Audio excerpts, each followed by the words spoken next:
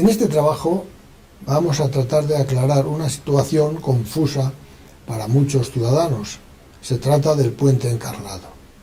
Mucha gente dice que el puente encarnado es el del ferrocarril que pasa sobre el río Esgueva y que separa Vadillos de Pajarillos. Ese no es el puente encarnado. Y en el Archivo Municipal de Valladolid hay documentación suficiente para dejar bien claro cuál es este puente. Este es el puente que, según la opinión generalizada de los ciudadanos, se llama puente encarnado. Vamos a demostrar que esto no es así. Y de paso vamos a ver cuál es realmente.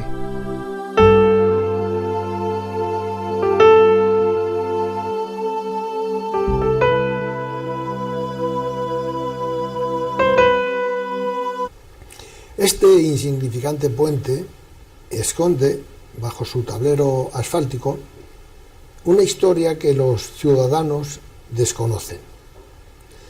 Si retrocediéramos 200 años, podríamos ver que la mayoría de estos puentecillos sobre arroyos o ríos pequeños pues eran de madera.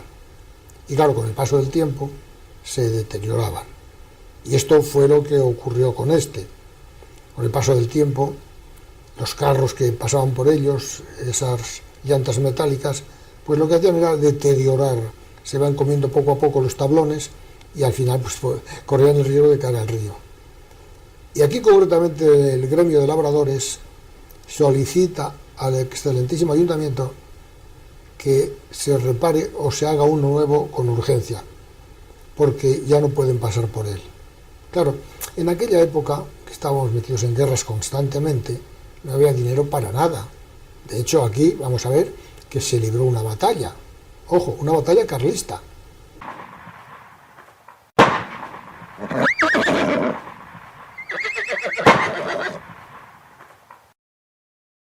En este documento podemos ver que en el año 1829 el gremio de labradores solicita al ayuntamiento que se tenga en cuenta la situación del puente encarnado. Era un puentecillo de madera que estaba en pésimas condiciones y tenían miedo que al pasar por él con los carros se hundieran. Y entonces el ayuntamiento, la comisión de obras, solicita que se construya o se arregle el puente. Con conocimiento que tiene el excelentísimo ayuntamiento de que el puente llamado el Encarnado sobre el río Esgueva padece alguna quiebra que podría remediarse a poco coste, redundando en beneficio de los labradores que están haciendo su recolección de frutos, ha acordado ponerlo en conocimiento de vuestros señores, como lo ejecuto, a fin de que tengan en cuenta las disposiciones convenientes a este fin. En Valladolid, a 27 de julio de 1829. Cuenta Pascual Madot que el general carlista Juan Antonio Zariátegui se presentó a las puertas de la ciudad en septiembre del año 1837. Como la ciudad estaba medio abandonada, pues entró sin ningún problema y se hizo dueño de ella. Enterado, el barón de Coranelet, que andaba por ahí por Vascongada luchando, se vino zumbando para acá. Se presentó a las puertas de la ciudad y le dijo a Zariátegui: vamos a ver dónde nos pegamos, dentro o fuera. El otro fue considerado y dijo: hombre, para no hacer daño a la población civil, pues pegamos fuera. Vale. La batalla tuvo lugar cerca del puente encarnado, por lo que cuentan los documentos. Siendo inferior el ejército de Coranelet, ganó la batalla. Los otros perdieron porque ahí cayó mucha gente, claro. Y en conmemoración con esa batalla, quisieron construir el puente encarnado, que llevaba detrás de ello mucho tiempo, y una columna conmemorativa en memoria de los valientes que lucharon en la batalla. Pero tampoco se hizo. Pero ¿cómo se iba a hacer con tanta batalla, con tanta guerra, si no había un real, que es la moneda del momento? Pues no se construyó hasta 1842, unos años después. Pero la columna, desde luego, no se llegó a construir, porque no había dinero para ello. Este es el plano del puente encarnado que no se llegó a realizar. Es del año 1838 y se iba a construir en conmemoración de la batalla celebrada en este lugar. En el plano vemos la columna, que tampoco se llegó a construir. Para que no haya ninguna duda de que este es el puente encarnado, el 22 de noviembre del año 1851, la Comisión de Obras se dirige al excelentísimo Ayuntamiento diciendo que lo conveniente sobre la rectificación del camino desde el puente encarnado hasta su enlace con la carretera de Burgos, solicítese del señor jefe de ingenieros de este distrito, se sirva a designar la línea para el referido camino y detallar la clase de obras que son indispensables con el cálculo de su coste. Sobre este plano de Andrés Martín de 1911 se ha montado el trazado de línea para que nos hagamos mejor idea de dónde partía y hasta dónde iba. Aquí podemos ver el trazado de línea anteriormente mencionado, que partía del puente encarnado y llegaba hasta el Camino Alto de Renedo.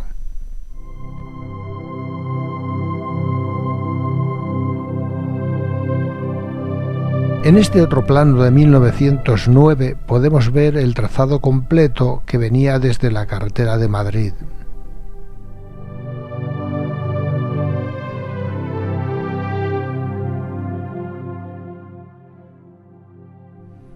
El día 19 de diciembre de 1837, el Ayuntamiento Constitucional de Valladolid, que procura por todos medios mejorar la suerte de su vecindario, ha acordado construir el puente encarnado de piedra y, como las mayores ventajas han de redundar en beneficio de los labradores de esta ciudad, ya que ésta, a pesar de sus apuros y escaseces, hace el sacrificio de proporcionar la piedra del extinguido convento de San Francisco. Espera del distinguido celo que animó a ese gremio, que se prestará a transportar los materiales para la mencionada obra. Así se lo promete esta corporación de su acentuado civismo, poniéndose de acuerdo al efecto con la sección de policía de esta corporación. Habían pasado 5 años desde el anterior comunicado y no habían hecho nada. Al final, el día 15 de enero de 1842, se reúne la comisión y decide esto. Decidida esta corporación a continuar la obra del puente encarnado hasta la terminación, espera del celo y patriotismo del gremio de labradores de esta ciudad, que por su parte lo ha de hacer por los medios que le sean más convenientes, como entre otros el transporte de los materiales al mismo y demás que tengan conexión con el objeto expresado.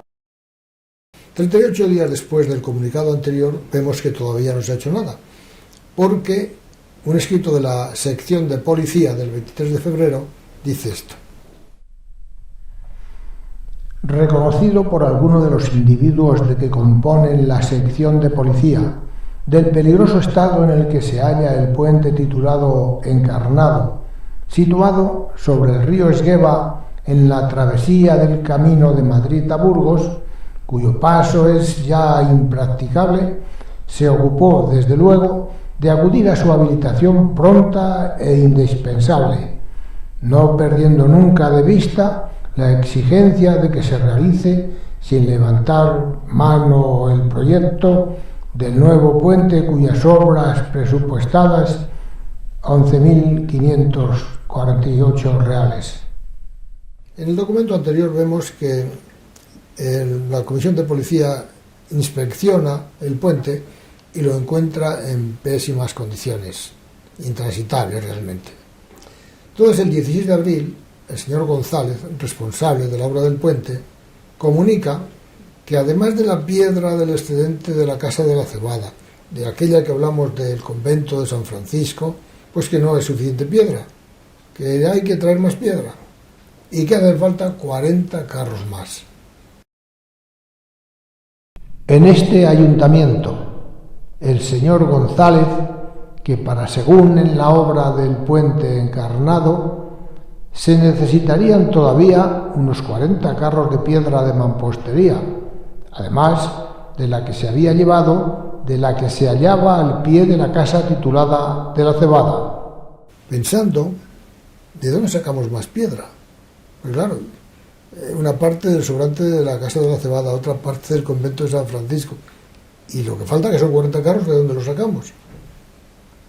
Se dieron cuenta de que el año anterior se había hundido la torre de la catedral, la Buena Moza, y dijeron, pues mira qué bien, ahí está la piedra, a por piedra a la Santa Iglesia Catedral, y de ahí se llevaron el resto de la piedra, y dice que si siguiera haciendo falta, que habría que ir a las canteras más cercanas. En este ayuntamiento se manifestó que los empresarios de la construcción del puente de piedra, donde se hallaba colocado el titulado encarnado, pedía se le proporcionase piedra para el antepecho del mismo, y se acordó. Se dé comisión al señor regidor González para que, en unión del arquitecto de ciudad y con negligencia, se acerquen al lado lateral de la Santa Iglesia Catedral y elijan las piedras bastantes para el objeto expresado, como asimismo para que, en el caso de no haberlas en aquella, las proporcionen las canteras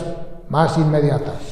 El 14 de mayo de 1842, Miguel Araciles, constructor de la obra del puente encarnado, se dirige al excelentísimo ayuntamiento exponiendo que, habiendo rematado en él la construcción del puente encarnado bajo ciertas condiciones en la cantidad de 6.500 reales, dio principio a dicha obra, que ya tiene concluida, habiendo llenado en su concepto todas ellas en la forma que se obligó, pero con motivo de la rebaja que se hizo de 4.000 o más reales el día del remate, apenas se ha alcanzado la cantidad en que se celebró para la paga de los crecidos y dilatados jornales que ha tenido que satisfacer, y por consiguiente ha sufrido una pérdida considerable en perjuicio de los intereses de su casa y su familia.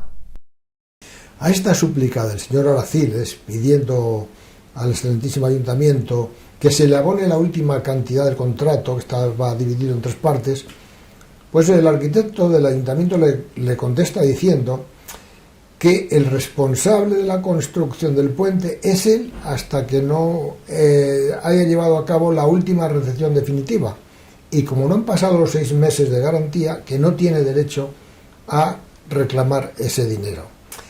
Y él, claro, dice que eso va en perjuicio, siempre ponen a la familia, de su familia y de sus intereses y no sé qué, eso lo dice el documento. Y ha visto más expedientes en los que el constructor al final lo expone de esta manera. Claro, el presupuesto de la obra era de 11.000 reales y él lo hace 4.000 a la baja, quiere decir 4.000 reales menos, es mucho dinero. Y al final, pues claro, se había visto mal para pagar, dice que habían subido los jornales, no sé qué, claro, se había visto mal para acabar el puente. Y con urgencia necesita dinero.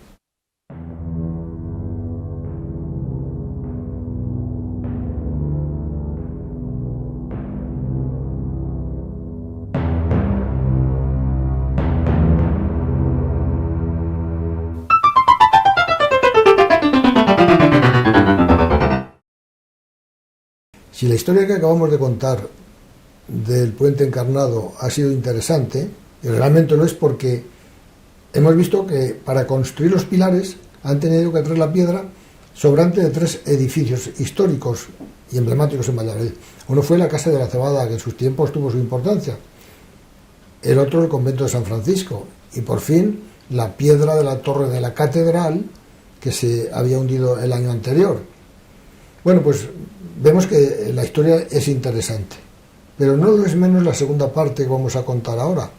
45 años después, otra vez el puente está en malas condiciones. ¿Por qué? Pues porque con la piedra de esos 3 edificios se construyeron los pilares, pero lo que es el tablero, lo que es la calzada, se construyó de madera. Y claro, 45 años después, la madera, con la humedad, con las nieblas, que entonces había muchas nieblas, la madera se va deteriorando. Luego, que los vehículos que pasaban eran carros con llantas metálicas, todo eso lo deterioraba. Y entonces, claro, se encontraba en muy malas condiciones y ya dicen que es urgente una nueva reparación. Y esto es lo que vamos a ver. Señor alcalde, el puente del Martinete se halla en total disposición, que con objeto de evitar una desgracia ha sido necesario cortarle provisionalmente. Las maderas se hallan pasadas de tal suerte que no es posible otra reparación que echar un tablero nuevo sobre los estribos que se hallan en buen estado. Este tablero, dado que sus dimensiones son pequeñas, sería más conveniente hacerlo de hierro. Ya decíamos antes que la historia del 1842 fue muy interesante, pero esta no se queda atrás. Se trata de sustituir la madera por chapas. Entonces, todo va a ser metálico, tanto la calzada como las barandillas y los atirantados, todo metálico. La calzada van a ser unas chapas de palastro, dice, o chapas combadas, cada vez lo dice de una forma, porque yo creo que técnicamente desconocían el nombre del tipo de chapa que iban a poner, y por eso cada vez lo dicen de una forma. La cuestión es que aquí no lo había y lo tienen que pedir fuera, y aquí comienza la historia. Esta es la primera página del proyecto de reforma del puente Encarnado, que aquí lo denominan Puente de Martinete.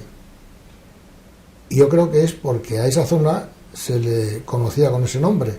De hecho, uno de los documentos que vamos a ver dice la obra de construcción del puente que está en el Martinete, porque a esa zona se le conocía con ese nombre. Y entonces, pues se conoce que el constructor o quien fuese no lo tenía muy claro, y dijeron, bueno, pues el puente que está ahí en el Martinete. Y durante la obra, cada vez que levantan un acta por algún motivo, pues lo llaman de una forma: Puente del Martinete, Puente de la Reina, Puente del Martillete, Puente Encarnado. Al final ya el último expediente lo deja como Puente Encarnado, pero era como se llamaba, claro. Y se conoce que en el ayuntamiento dijeron, no, este es el Puente Encarnado. Y por eso al final ya lo deja como Puente Encarnado, que es su nombre realmente. El día 3 de octubre de 1887 se publicó en el Boletín Oficial de la provincia la subasta para la construcción del nuevo Puente Encarnado, denominado de momento en este documento Puente de Martinete.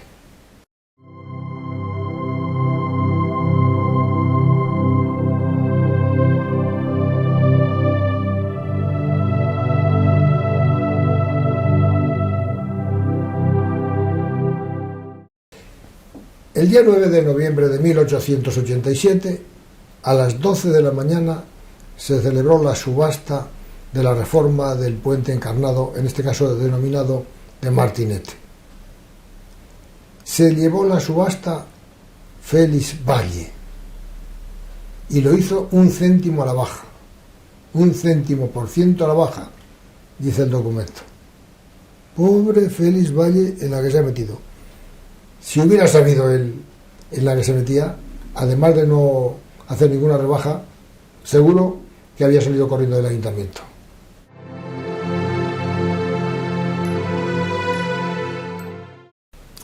Habemos problemas. 2 meses para construir el puente. Eso figuraba en las bases de la subasta. ¿Y qué ocurre? Pues que esas chapas de palastro que hemos comentado las traían de Bilbao y le comunican que la empresa ha quebrado, suspensión de pagos y se acabó. Y madre mía, ¿y ahora qué hacemos? A pedirlas a Bélgica, porque realmente venían de Bélgica, no se fabricaban en Bilbao, venían de Bélgica, pues directamente a la fundición de Bélgica. Pero claro, estábamos en el año 1887. Telégrafo sí que había, por lo tanto, me imagino que todo esto lo harían por telégrafo, porque si es por carta, en lo que va la carta y viene la respuesta y tal, ya se pasan los 50 días. El caso es que el 13 de diciembre se dirige al excelentísimo ayuntamiento diciendo que le prorroguen por unos 50 días más. Él pensaba que en esos 50 días se podría solucionar, sí, ya, 50 días. 1887, a ver cómo solucionan ese problema de 50 días desde Bélgica. Al día siguiente el ayuntamiento pues le comunica que entienden el problema y que lógicamente se le concede esa solicitud de aplazamiento de 50 días. 6 meses después, el 18 de mayo de 1888, Félix Valle, constructor del tablero metálico, se dirige de nuevo al ayuntamiento exponiendo su situación. Señor alcalde presidente del excelentísimo ayuntamiento de esta ciudad, el que suscribe, contratista de la construcción del tablero metálico con destino al puente encarnado, a vuestro señor, respetuosamente expone que habiendo contratado todo el material necesario para la referida construcción con la Casa Aranar y Compañía de Bilbao, la que se encargó de adquirirlo de otra de Bélgica, ha suspendido pagos, declarándose en quiebra sin haber terminado el compromiso. Como hemos podido ver en el documento anterior, se le complican las cosas al señor Félix Valle, constructor del puente. Pero pasado el tiempo, como todo, se arreglan las cosas y por fin se acaba el puente.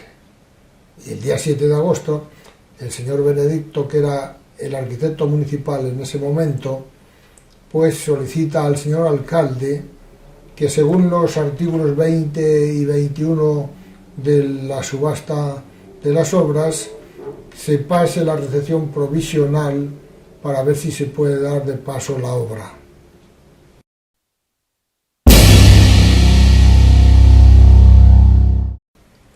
Con los problemas que el pobre señor Félix Valle había tenido con la construcción del puente, al día siguiente de acabarlo, sin haber pasado la recepción provisional que veíamos anteriormente que solicitaba el arquitecto del ayuntamiento, se le ocurre a un transportista imprudente meterse en el puente con un carro cargado y, sobre las 6 o 6:30 de la tarde del día de ayer, al pasar un carro cargado por el puente encarnado, recién construido sobre el Esgueva, a inmediaciones del Martillete, se rompió una parte de su atirantado, abriendo un fuerte boquete que impide el tránsito público sin que afortunadamente haya ocurrido desgracia alguna. Tengo el honor de participarlo a vuestro señor para su conocimiento y resolución que al efecto estime adoptar.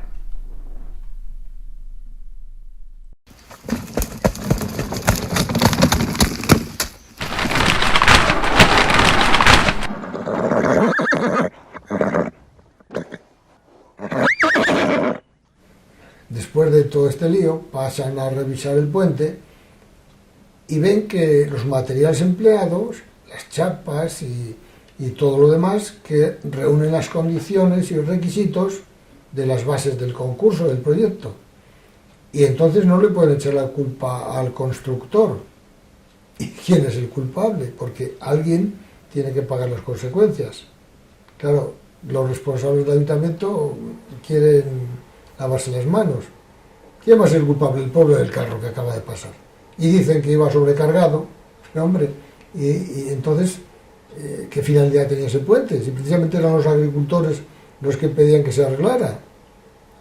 Bueno, pues dicen que el puente debe ser de paso limitado, puesto que su resistencia está determinada para carros de 1 eje y 2 toneladas, o 2 ejes y 4 toneladas. El carro que produjo la deformación y desprendimiento de las planchas pesaba seguramente 4 toneladas, teniendo un solo eje, de suerte que en el punto de apoyo de cada rueda gravitaba una carga doble de la admitida en los cálculos, y no estando aún bien sentada la calzada y penetrando las ruedas hasta las mismas planchas, éstas cedieron. Alguien tenía que pagar el pato. ¿Y a quién le echamos la culpa? ¿A quién le echamos la culpa si dicen los técnicos del puente y del ayuntamiento que las chapas y todos los demás elementos empleados en la construcción se ajustan a las bases del concurso? Pues al del carro que se ha metido. Es cierto que se metió cuando todavía no estaba inaugurado. Entonces, ya está, pesaba 4.000 kilos, usted es el culpable. ¿Por qué? Pues porque las chapas estaban calculadas para un peso de 2.000 kilos por eje. Y como era un carro de un solo eje, y dicen que pesaba 4.000, pues ya está, culpable. Estaban calculadas para 2.000 kilos de un vehículo de un solo eje y camiones de 2 o más ejes de 4.000 kilos. Y alguno estará así pensando, ¿y camión en aquella época, en 1880? Pues sí, porque el diccionario de la Real Academia de la Lengua define como camión a los vehículos de transporte de mercancías de 2 o más ejes. Eso es un camión. Si pensamos en las películas del oeste, las carretas esas de 2 ejes, pues esos eran camiones. De un solo eje ya no era camión, era un carro simplemente, pero no era camión. De 2 o más ejes era camión. Que no hay que confundirlo con el camión actual, que es automóvil camión, ojo. Es automóvil camión.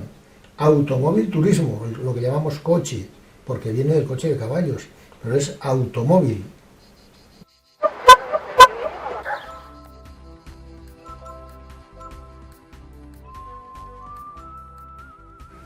Por fin, 2 años después de la subasta del tablero metálico del puente encarnado, solucionan el problema y finiquitan el tema.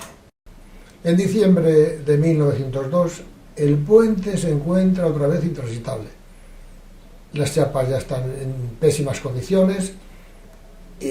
Según dice un documento, parece que hasta se las llevaban y ya no pueden pasar por el puente, claro. Y deciden echar un tablero de hormigón, y la empresa que lo hace es una empresa de Bilbao. El arquitecto del momento era el famoso arquitecto don Juan Agapito y Revilla.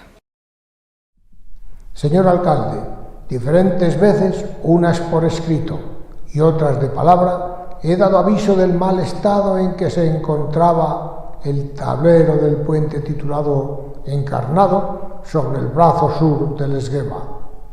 Llegada la época inmediata a la recolección, todos los años ha habido que hacer reparaciones de alguna importancia en el tablero, pero es tal el estado de las carreras que ni con estas, ni con las alfargias de piso que llevan tan y se llevan de continuo, se puede contar ya para hacer una reparación sólida.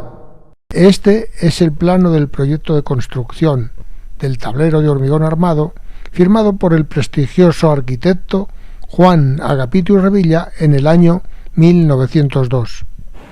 Bueno, pues nos vamos a meter aquí, en esta parte. Yo quería demostrar que estos pilares del puente son los del año 1842, pero esto es como la selva virgen, de aquí no se puede pasar, esto es impenetrable, por lo tanto nos vamos a quedar con las ganas de ver los pilares. Desde esta otra parte del río se puede observar el puente, bueno, las barandillas y el tablero de hormigón. Los pilares no se pueden ver, que era lo que yo pretendía, para demostrar que son los originales del año 1842. Pero hay tanta maleza y arbustos que han crecido que es imposible ver los pilares.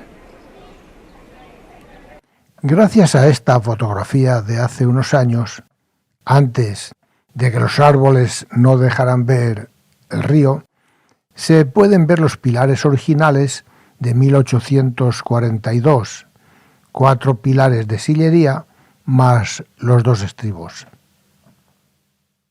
La vegetación en esta zona se ha desarrollado de tal manera que en algunas zonas casi ya no se puede ver el agua. Mi pregunta es, si por circunstancias climatológicas viniese un aluvión, los patos vuelan, los humanos no.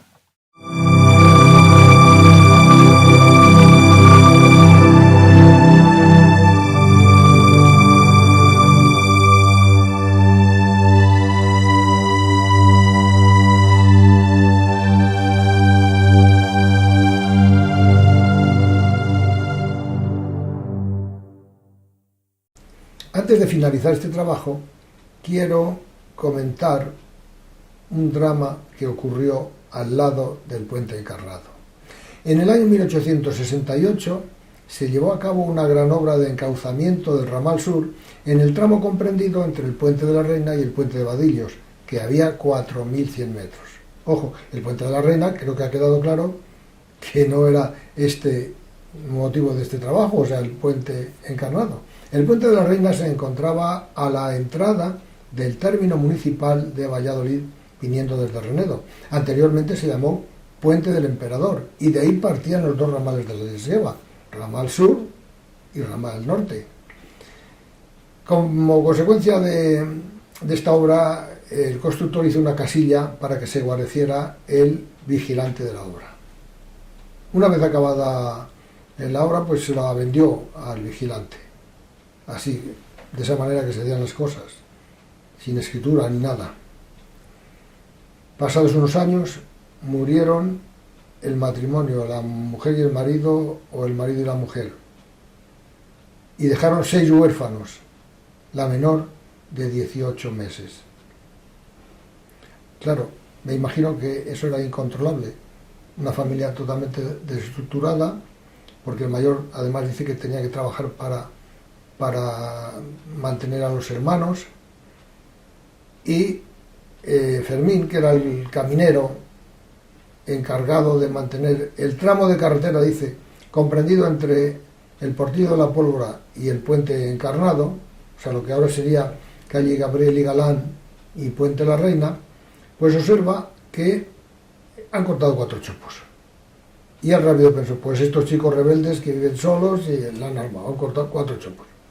Entonces va y se lo comunica al alcalde de fuera de las Puertas de Tudela, que le correspondía a esa zona. Y los dos se personaron en la casilla de los huérfanos y dicen que allí estaba el cuerpo del delito. Así lo comunican en el informe enviado al ayuntamiento. Y dicen que hay que derribar la casilla, sin pensar en los huérfanos. ¿Qué hacen esos chicos? ¿Se van a dormir a la calle? El caso es que el hermano mayor, Ángel Pérez, se dirige al excelentísimo ayuntamiento, al señor alcalde, exponiendo el tema.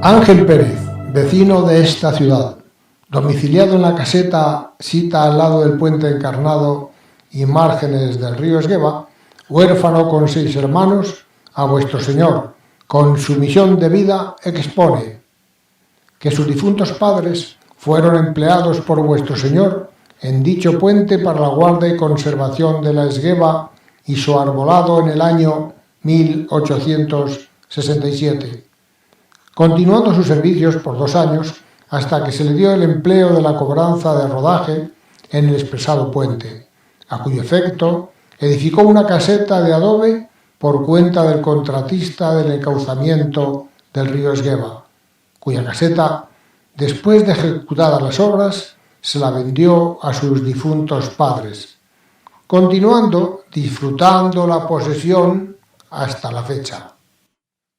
En la actualidad se le ha hecho saber que se destruya dicha chabola sobre la paga de 20 pesetas, importe de un álamo que mi hermano Francisco ha roto.